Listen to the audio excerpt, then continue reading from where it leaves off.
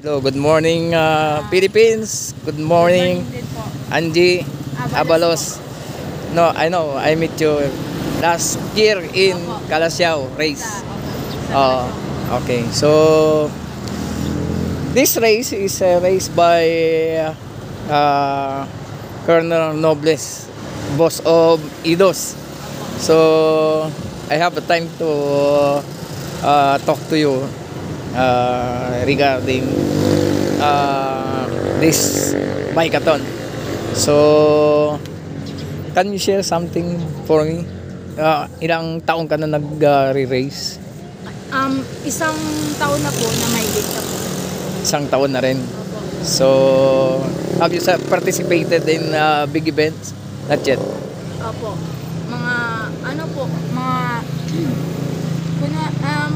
dati. Yung Pangasinan. Opo. Dati ano po, wala akong balak na makipag-race. Oo. Ang gusto ko lang din mag-bike, mag-enjoy, Oo. enjoyin yung pagbabike. Kasi nung pandemic, Doon nag-umpisa na. doon ako nag-umpisa. Yung parang wala akong balak makipag-race. Kaso, yung parang nakikita ko yung mga ibang siklista. Katulad mo. Opo. Kaya nila, kaya mo rin. Opo. Kung kaya nila, kaya mo rin. Kaya, dapat mag-ensayo lang po and pray lang palagi. Ano po, Discipline. Tiwala sa sarili. Sa sarili at disiplina, Disiplina sa sarili din. Opo, sa sarili, sa mga nakakasama mo. Dapat marunong tayo magkasama. Oo. Tapos, huwag tayong, pag lumakas lang ay lalaki ng ulo. Hindi pwede yung ganun. Opo. Dapat marunong tayong tumingin sa pinanggalingan natin. Tsaka marunong tayo rumispeto sa kapwa natin, cyclist. Opo. So, nagpapasalamat ako sa iyo dahil sa nakapanayam kita. Dahil nakikita kita nandoon ka, parang kilala ko to. Tapos nakangiti sa akin. Sabi ko, parang si Angie to. Sabi ko, kasi nakita kita, hindi kita na-interview doon sa Baywalk. Kasi tinawag ka na nung yung barkada mo nakamotor eh. So sabi ko, this is the time I can make an interview with Angie. Kasi naka-picture lang kita sa Calasiao last year.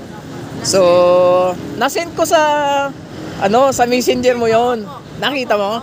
Oo. So ngayon, this is the time that I can interview Angie Abalos. So parting words sa Angie, you can share to those cycling fans and those cyclists.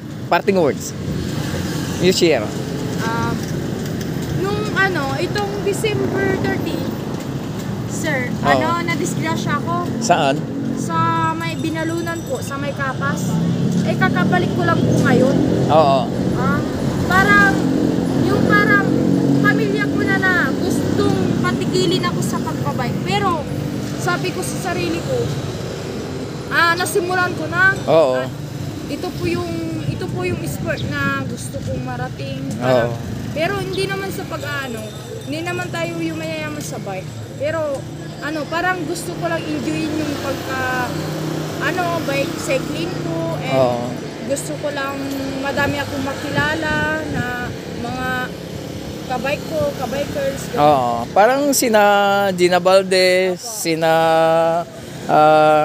Kay. Opo. Kay Binoya. Opo, sila Jasmine Kay. Oo. Si Winsan. Winisa ba yun? Si Winsan? Opo, Winiza.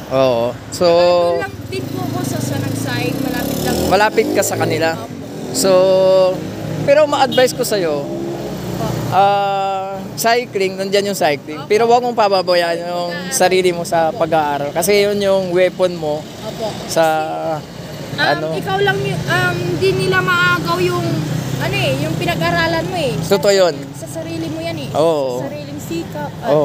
Mga gusto mong marating sa buhay. Kunwari, gusto mong mag-abroad, magka-kotse or awan.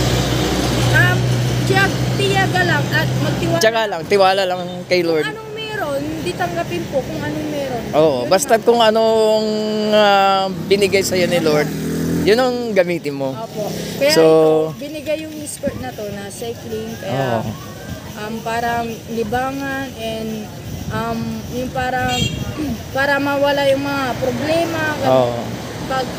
Pag gusto, o yung parang kunwari broken or may problema sa family, parang gusto mo mag-bike ganun. Yung parang para Makalimutan mo, mawala ka doon, ma-focus ka sa... Hindi basta mawawala yun. Pero yung parang Mayroon at mayroon din yun. gusto mo din yung maging masaya yung sa Sarili mo. Oo. Okay. So, thank you, Andy. Thank you for having me here. Apo, thank you. I watch this video to Els TV Vlog. Apo. This Eli from Linggen. From Nagkalasyaw. Okay. Thank you, Angie.